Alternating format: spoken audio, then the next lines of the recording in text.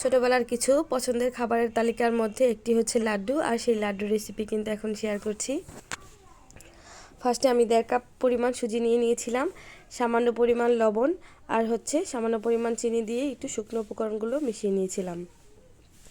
এবার জাল করা দুধ, একটু একটু করে দুধ দিয়ে দিব আর নেড়েচেড়ে যেভাবে আমরা চাপটি পিঠা বানাই ঠিক সেভাবে একটা নেড়েচেড়ে আঠালো করে একটা গোলা রেডি করে নেব।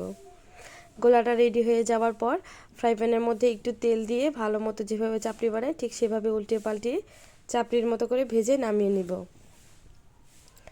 এবার জোড়ানোর অপেক্ষা, জোড়ানো হয়ে গেলে এটা হাত দিয়ে টুকরো টুকরো করে ছিঁড়ে নেব। ছিঁড়ে নেবার পর এটা এখন ব্লেন্ড করে নেব। ব্লেন্ড করার পর কিন্তু যেভাবে সুজি ছিল ঠিক সেভাবে আবার সুজির মতো হয়ে যাবে।